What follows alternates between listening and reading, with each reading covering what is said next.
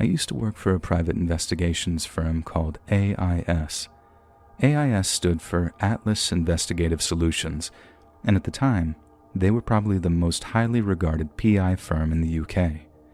They only hired ex-military and former police officers, and even then, they didn't just accept any old tosser. They invited you for an interview, talked about your service record and your credentials, and they were very thorough. They wanted the best, and in return they offered extremely generous wage packets. In 1991, an old pal of mine had received a call from one of their recruitment officers not long after the pair of us had been discharged from the Army.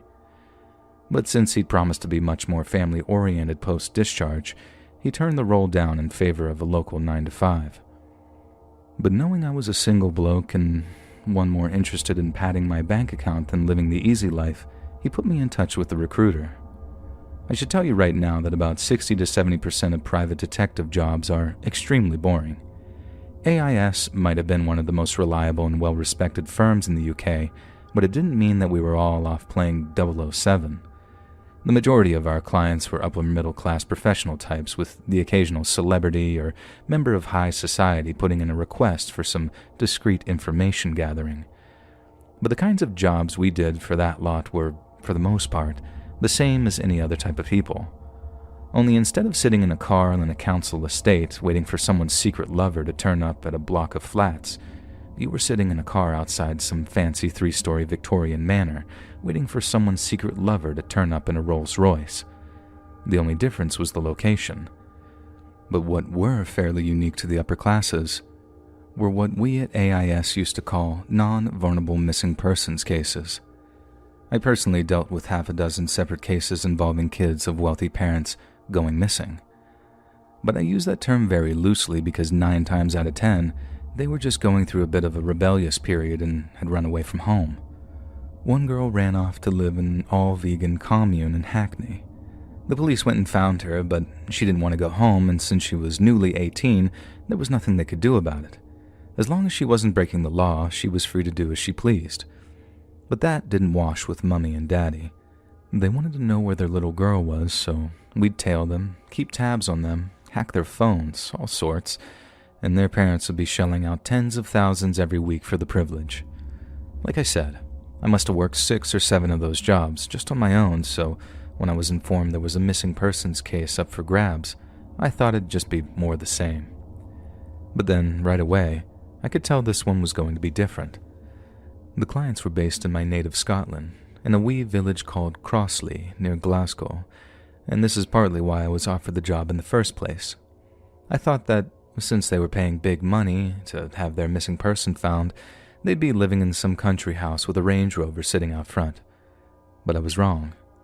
They weren't in poverty or anything. They obviously led a relatively comfortable life.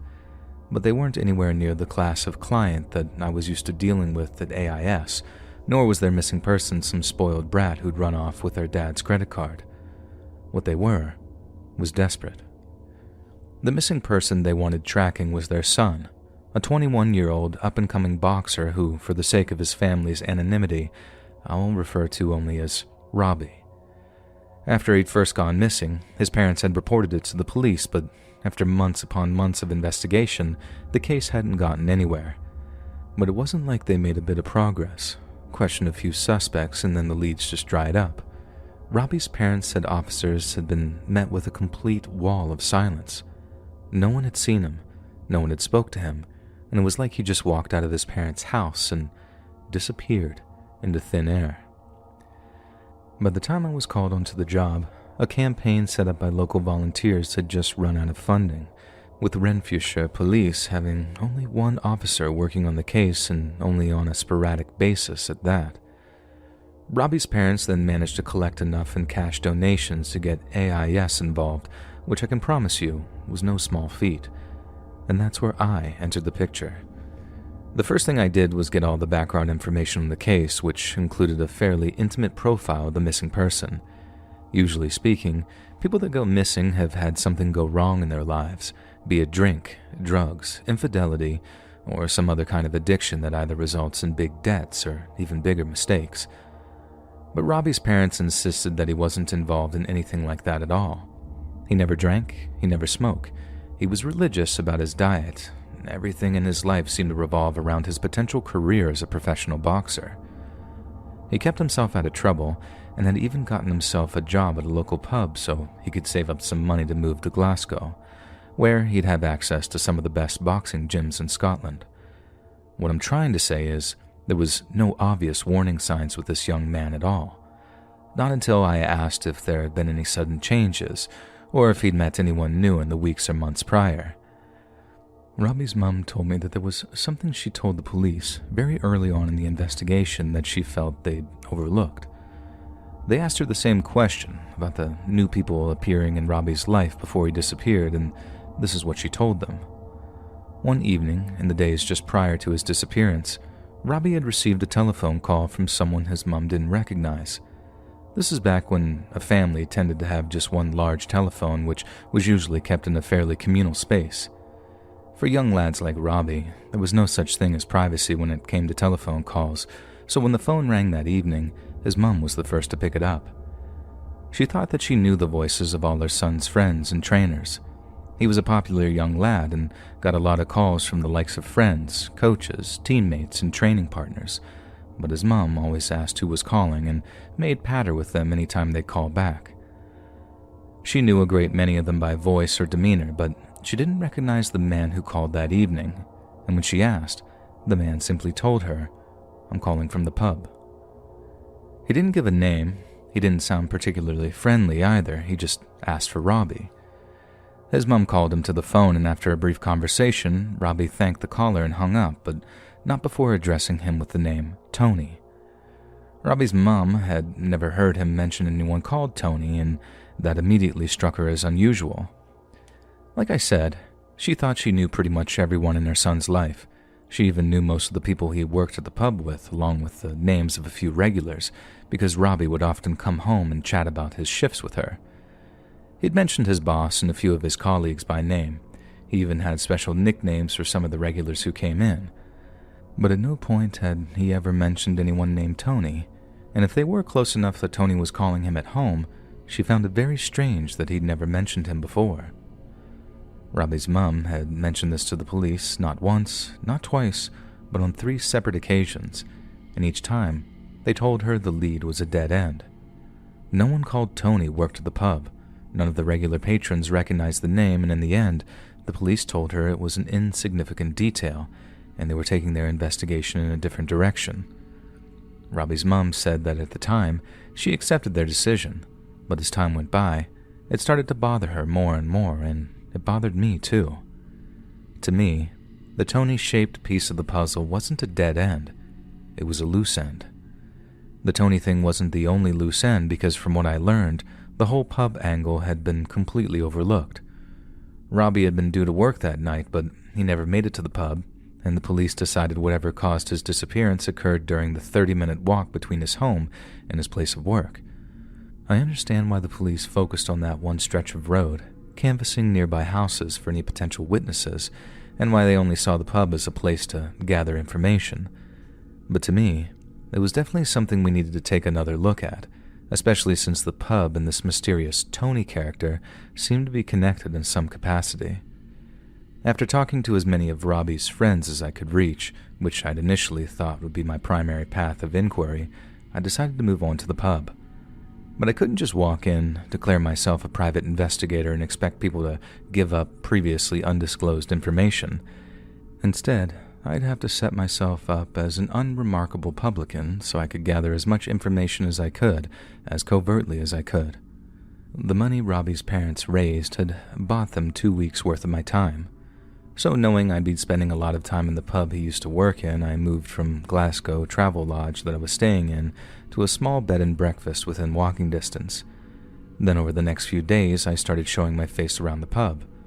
My cover story was that I was a recently divorced dad of 2 who was staying in a cheap bed and breakfast nearby while trying to get back on my feet again. That way, it made sense for me to be hanging around the pub all day, nursing pints and maybe putting a few quid on a horse race or 2 while I was there. It was that kind of lower-end country pub.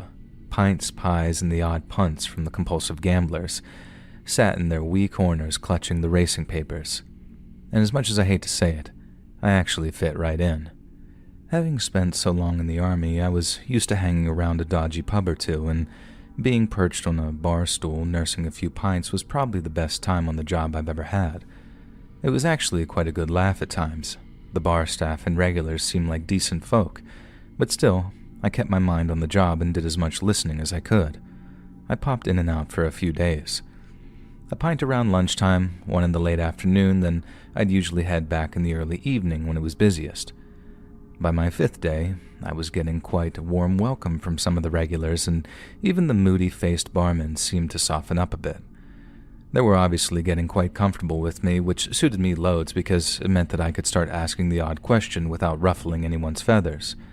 But as it turns out, I didn't need to ask any to hear Tony's name being mentioned. I was sat there, Thursday night, pretending to watch whatever football they had on the telly, when this scruffy-looking bloke in a green parka walks into the pub. He says hello to one or two people, but only in passing as he walks straight up to the bar with a very serious look on his face. He ends up standing right next to me as he gets the barman's attention, but then thinking that he's just going to put in a drink order, the barman just looks at him as he's pouring a pint as if to say, "What are you having?" The scruffy bloke then shakes his head, beckons him over, and then asks him, "Is Tony going to be in tonight?" He didn't whisper it by any means, but he clearly didn't want to broadcast his question to the whole pub. The only trouble was, he was saying it right next to the one person who had a vested interest in overhearing him, and as you can imagine, the second I heard that name, my ears pricked up. The guy asked after Tony, and in a similarly muted voice, the barman told him that Tony would be by later on that evening. The scruffy guy then asked the barman to pass on an apology to Tony if he saw him first. The barman just replied, "Save it. I'm not the one you've got to impress." And the way he said it, it was like his scruffy acquaintance was on the way to the gallows. After the quiet scolding from the barman, the scruffy fellow scuttled out of the pub looking very, very worried. And right away, I'm beginning to get an idea of who this Tony guy is, but again, I've changed his name to protect the innocent. He was obviously someone people were afraid of, which meant that Robbie's mum had no idea how right to be concerned she really was. Having heard Tony was stopping by later that night, I finished my pint, then ducked out for a few hours to eat something, neck a few cups of coffee, and generally sober up a bit so I'd be fit to work. A few hours later, I was back on that very same bar stool, eyes peeled for anyone who even looked like they might be Tony. I was halfway through my second pint and becoming increasingly worried that the barman's tip might have been incorrect, when in walks a bloke that looked as wide as he was tall.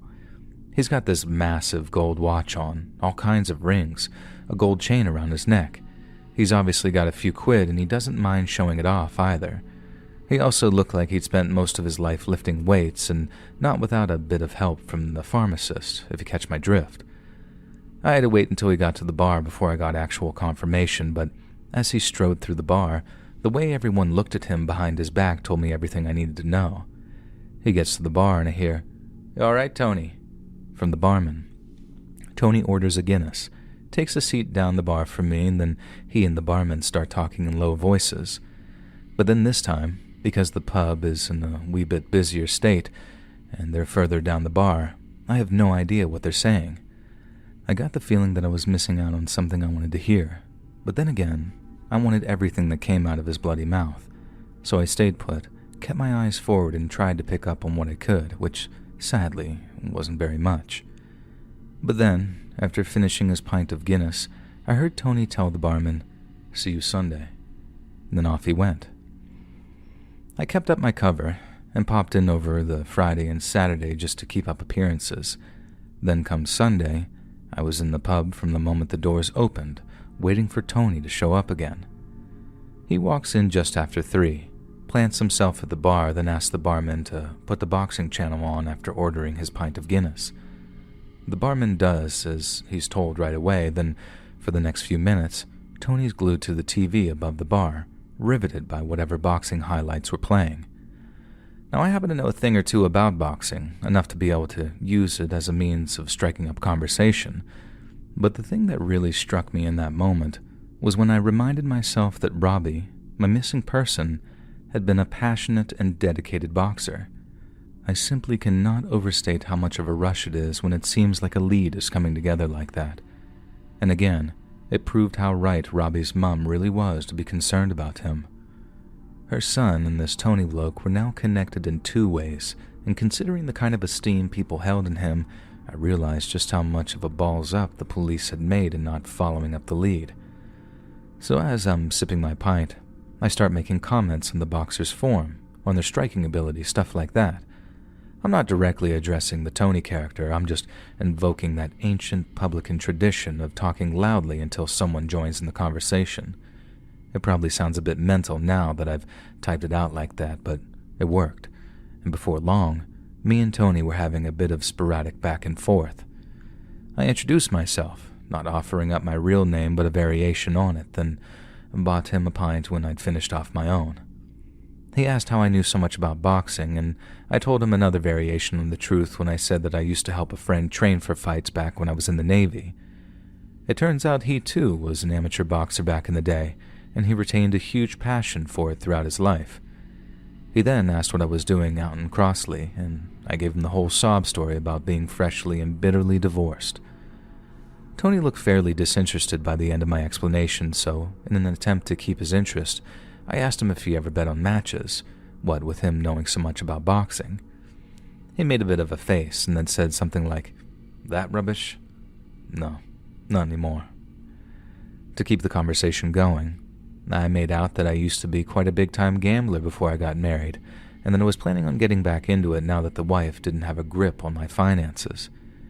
He sort of rolled his eyes, but he was still with me when I asked him if he had any tips or anything, like any talented young boxers that he might know of. He then told me that the best piece of advice he could ever give me was not to gamble on professional boxing at all. According to him, it was all rigged. The refs were all paid off, the fighters all took dives and were working from scripts, all to funnel money into the hands of the bookies. Maybe it's the cynic in me, but I can't say I didn't agree with him a wee bit. So I asked him a very genuine question and quizzed him on what combat sports were fit to bet on. He just sort of looked off at the telly for a while, not saying anything, then got this very sinister look about him. Tony was smiling, but he had this look in his eye, this wolfish, almost bloodthirsty look. He started telling me about these small-time kickboxing fights in Thailand that he'd been to and how, if he knew the sport, you could win thousands of US dollars a night betting on these tiny 100-person spectator events on the outskirts of Bangkok. He said big fighters just do it for the money, but the smaller up-and-coming lads who put way more emphasis on honor and skill, they quite literally fight for their lives. A few wins in the lower divisions could mean getting their names on bigger and better cards, and the money they earned could end up catapulting their families out of poverty. That, according to Tony, was the purest form of fighting there was. Everything else was just theater. He seemed to know an awful lot about boxing, outside of the actual sport. He knew about the gambling side, but he seemed to know a wee bit about the promotional side too. I then asked what he did for a living, as in if he was involved in that promotional side or if he ran a gym or anything. He said he visited a gym, which was only too obvious from the looks of him, but that he hadn't been involved in organizing events for years and years. According to him, it was a lot of stress, not too much money, and then added, "I'll stick to the side of the TV screen, thank you very much."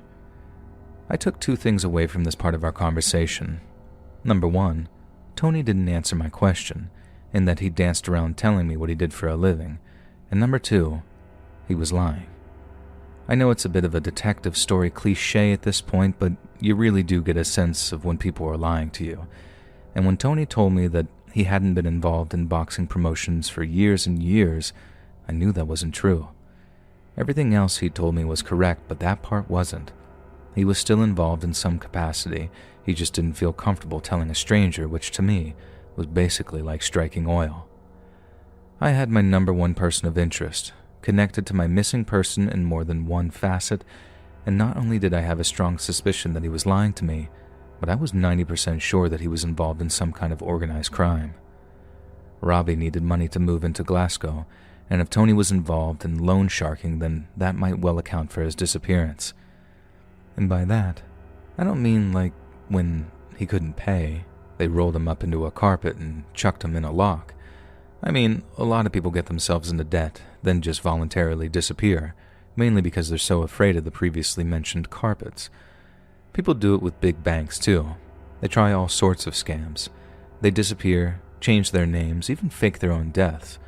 So when some big former boxer is threatening to break your legs if you don't get his money to him on time, voluntary disappearances are surprisingly likely. I wasn't 100% certain that Tony was loan sharking, but I wasn't about to ask him during that first conversation. When you're working with a cover story, those first contacts are all about winning trust. Push too hard, and you push them away. I had to wait until the next day to see Tony again, but when I did, I had a plan waiting. I told him that I'd love to buy him a pint, but I was skint. My soon-to-be ex-wife wouldn't let me into our joint account because we'd already signed the divorce papers, so until I could sell off some possessions, I was brassic. Any loan shark worth his salt would have seen that as a clear business opportunity, but all Tony did was offer his sympathies before offering to buy me a pint instead. I accepted his offer, quietly taken aback that my loan shark theory had potentially been rolled out. Then I asked him if he just so happened to know anyone who might be interested in lending me a bit of short-term cash. Again, he shook his head and told me that he didn't know anyone who could help me. But then after a pause, he asked me, "Have you definitely got some money coming in on Friday?" It was a very loaded question, but the thing that really got my attention was how Tony suddenly seemed to have a bit of that wolfish look about him, like the one he had earlier. I told him that yes, I definitely had some money coming in that Friday, which, by that point, was only the day after next.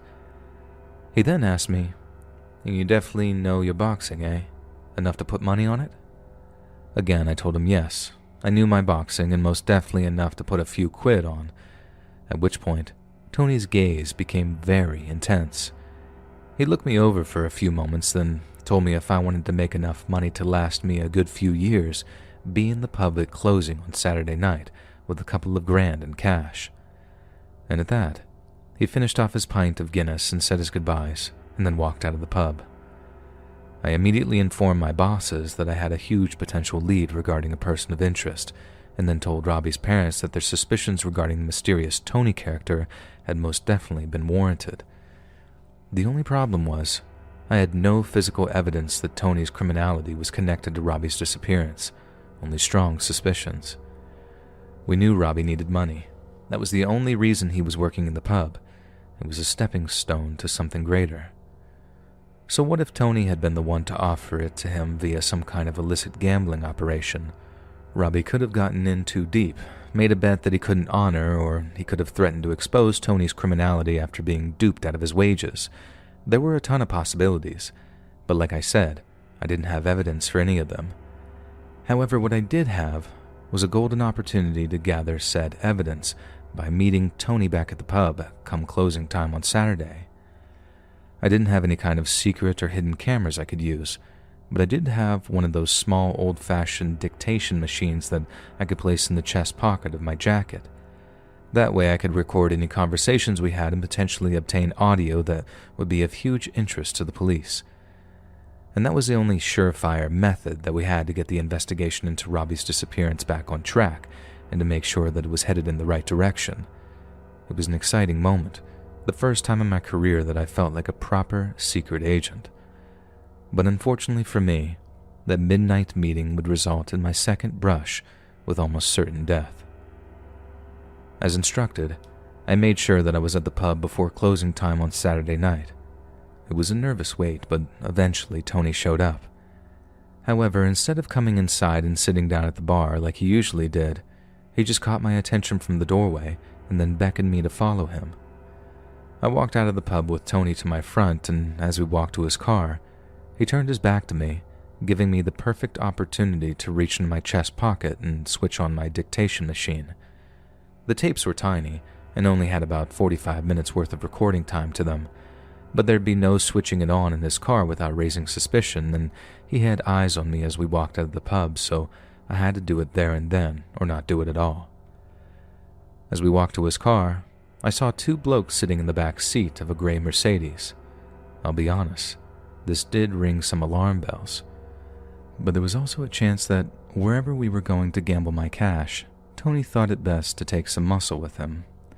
So I walk over to his car, climbed into the passenger seat after giving the heavies in the back a nervous greeting, and then off we went towards our mystery destination. Obviously, first question I had for Tony was, "Where are we going?" He gave me one of those wolfish smiles and told me, "You'll see." We kept on driving for a minute or two, and since I didn't know the area very well, I had no clue where he was taking us. And then after the silence got a bit too uncomfortable, I asked him, "Are we going to bet on a boxing match?" And he told me, "Could be," and then asked if I had it on me, assuming he meant the cash. I lied and told him I did, patting a bulge in my jacket pocket that had a pair of rolled-up socks in it. Not exactly a Hollywood prop, but little bluffs like that can be very effective. I then asked him what kind of fight we were going to. Tony paused before speaking and then asked if I remembered what he'd said about these Muay Thai fights in Thailand. I remembered exactly what he'd said about those young, hungry fighters and how ferociously they fought. Tony had also mentioned that some of those fights were unsanctioned events, sometimes organized between towns or villages, your best fighter versus ours, for honor, glory, and untold riches for those with the stones to risk their hard-earned money. And that's when it clicked. Tony wasn't taking me to a boxing match he knew was rigged. He was taking me to an unsanctioned, illegal boxing match that he had organized himself. I had to remind myself that I was recording the whole conversation, and since he was feeling talkative, I decided to ask some much more direct questions. I remember asking him with this sort of feigned horror, "It's not going to be bare knuckle, is it?" Tony didn't say anything. He just nodded.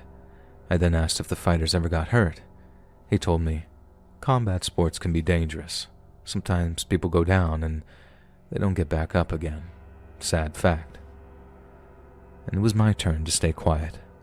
Not so much because of the brutal honesty behind Tony's words, but because I suddenly realized what had happened to the missing Robbie.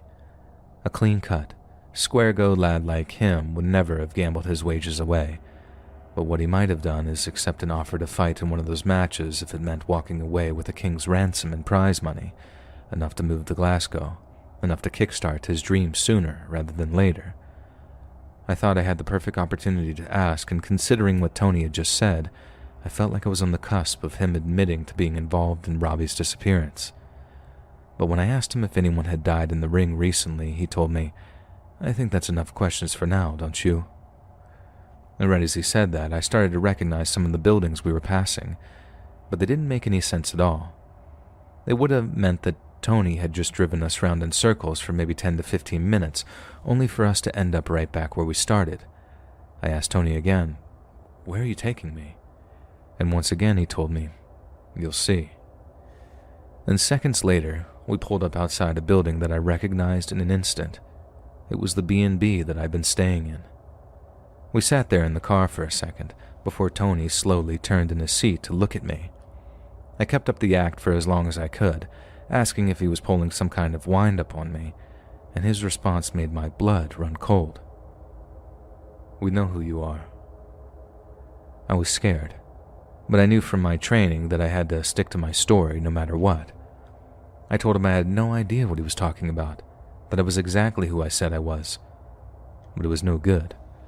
I was still trying to reason with him when one of the fellas in the back seat reached over my shoulder, grabbed the dictation machine out of my pocket, and then held it up for Tony to see. He took it and then asked me, "How many more of these have you got?" And the heavy in the back seat must have seen me fiddling with something in my jacket pocket as I walked to the car, but at the time, all I was thinking in my fear-addled mind was, how the hell did they know? Seeing as it was most likely pointless, I decided to stop lying and told Tony that the dictation machine was the only one I had with me. He then told me that we were going up to my room to have a chat, and if I said a word to anyone in the B&B, anyone who might be awake at that time, then he'd burn the whole place down with me in it. We went up to my room, and while Tony's heavies ransacked the place, it was very surreal seeing them do it quietly. He told me to take a seat on the bed. Apparently he and his boys had decided to do a bit of research on me before they committed to taking me to an illegal fight, and whoever Tony was connected to was a lot more capable and powerful than I could ever imagine. Tony started explaining that I'd caused him an awful lot of trouble. His routines would have to change. He wouldn't be able to go to the pub anymore, all because he knew he couldn't trust me not to tell my bosses everything. He said he might not have been able to stop me talking in the past, but he'd certainly be able to stop me from talking in the future. And at that, one of his heavies pulled out a length of electrical cord from his jacket pocket. As the guy started to fashion an improvised noose from the cord, Tony explained that killing me would bring a lot of unnecessary attention down on him and his business partners, but faking a scene where I ended my own life, that would cause a lot less of a fuss. I remember him saying something like, "A lot of ex-squatties end up that way. No one would bat an effing eyelid if they'd found you hanging in a cupboard, would they?" I can't overstate just how chilling that was, knowing that Tony and his partners somehow had access to my service records. But ironically, it was that little detail that may well have ended up saving my life. Back when I was in Northern Ireland, one of my section's Land Rovers was caught in an IRA ambush near a place called Crossmaglen. I was wounded as we fought our way out of it, but 2 of my section mates lost their lives. The injuries I sustained resulted in my eventual discharge from the army, and apparently Tony had read all about it. He'd been ready to have me killed. He'd been ready to fake a tragic self-inflicted end, but after reading about the incident in which I'd received a mention in dispatches, he decided it was bad form to kill someone who'd already cheated death once. He gave me some big speech about how we were both soldiers, and in war, honorable soldiers don't just kill each other when the battle ends. The winners and the losers come to an agreement, and according to Tony, that's exactly what we were going to do. We didn't so much come to an agreement as Tony imposed terms. The only reason he'd mentioned young boxers getting killed in those illegal fights was that he accepted certain people deserved to know what happened to their missing family members. They needed to accept that their loved ones weren't coming back so that their hearts could mend and they could move on with their lives. But that, said Tony, was all I was ever going to get out of him, and if any of my colleagues decided to visit Crossley in the future, it was me that was going to pay the price. Tony and his boys didn't just know about my service record and who I worked for, they knew where my mum lived. Any further attempts to interfere with their operation, and it'd be her that ended up hanging in a cupboard, with a wee note saying that she couldn't stand the arthritic pain anymore. And that was obviously the bit which terrified me most, the idea that he might hurt my own mother. But the thing that really broke me was the fact that he knew her name, where she lived, and he knew about the medical condition she'd been struggling with for the better part of a decade. And even as someone who was immersed in the world of information retrieval, I was astounded at how Tony had been able to get his hands on all of that information in just a few short days. That's round about the time that I realized Tony couldn't have been running the illegal boxing ring on his own. He must have had some very wealthy and very powerful partners to get his hands on all my personal information so fast. For all I know, they hired one of AIS's competitors, which, let me tell you, would have set them back an astonishing amount of money if they wanted to get their info in that kind of time frame. Then, after we shook on our little agreement, Tony and his heavies left me in a ransacked bedroom, having taken all my notebooks and dictation tapes with them. I left Crossley, with my tail between my legs, having been dramatically and unexpectedly outmatched. I told my bosses everything, that I'd been compromised, that my family was at risk, and to their credit, they made arrangements to ensure their safety. But more importantly to me, I told Robbie's parents everything too. That hadn't been part of the deal between me and Tony, as I think he knew good and well that it was a term that I'd never accept. I told them that, although I had no evidence of it, I knew for certain that Robbie had been manipulated into taking part in an underground boxing match, and I also told them that there was a very good chance that Robbie had sustained fatal injuries during one of those fights, and that the event's organizers had then covered up his death.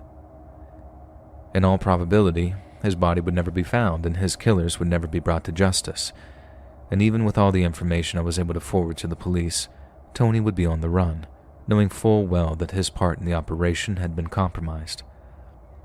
I apologized to Robbie's parents, over and over again, for not being able to bring their son home, but they showed patience and strength of spirit. and that was the closest evidence I've come across for there being a big man upstairs. They told me what I'd done was enough, that I brought them more answers and more closure than the police had in almost a year of investigating. It didn't matter to them that Robbie's killers mightn't face justice in life because, in their opinion, the justice they'd face in the great thereafter would be far greater than anything they'd have to suffer on Earth.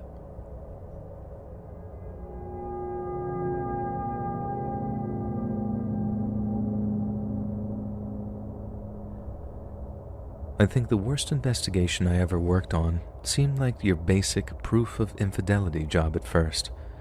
We got a call from a client who thought his wife was cheating on him with the guy she worked with.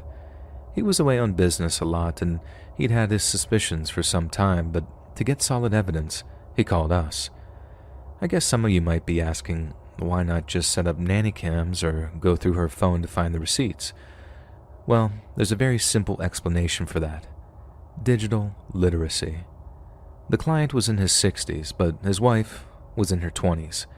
He knew she was cheating, but he just couldn't get that clean break divorce without evidence of prenup breaking infidelity. And when it came to getting a hold of that evidence, his wife always seemed to be 2 steps ahead. He said that when he first suspected his wife of having her boyfriend over to their place, he installed nanny cams to try and catch them in the act. And then somehow, they figured out the cameras were there and just changed the venues so they wouldn't get caught. Next thing, he tried stealing her phone, thinking he'd have time to guess the password and go through her emails and whatnot. She had it bricked before he even got a chance to try, and some tech kid wanted 4 figures to break past the security to retrieve all the data stored on the thing.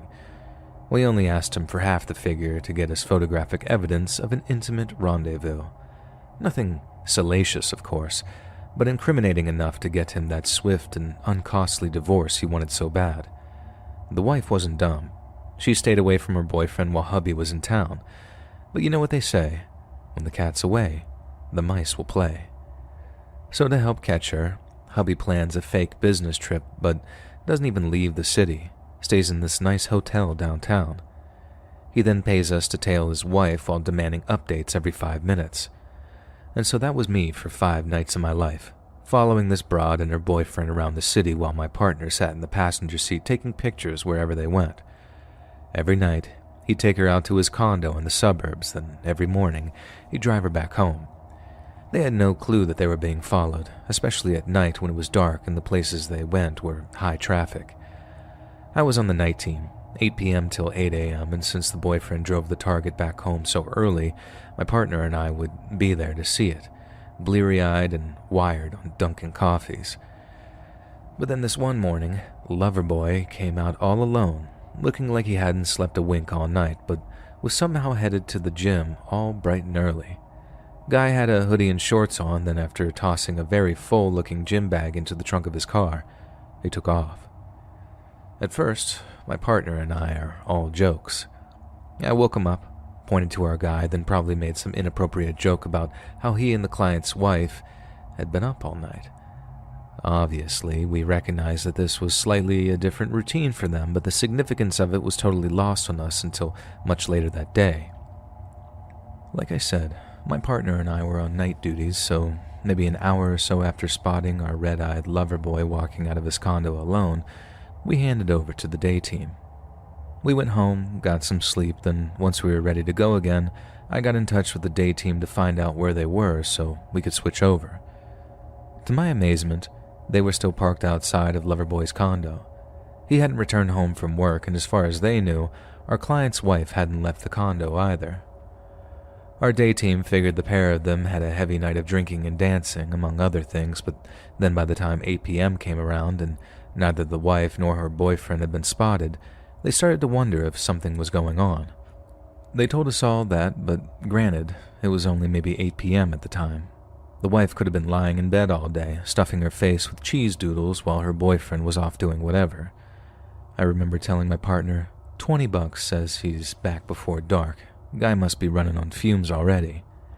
And a few hours later, I was handing over that 20, still looking at the guy's empty parking spot. We didn't have anything else to do but sit there in our car, watching the condo and any signs of the wife.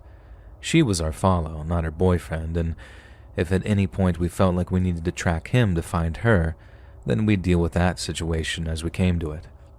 So for the second night in a row, we sat outside Loverboy's condo, bored out of our skulls. Then, since we were almost constantly in touch with the client, and we were obliged to be frank regarding the status of our investigation, we had to level with them.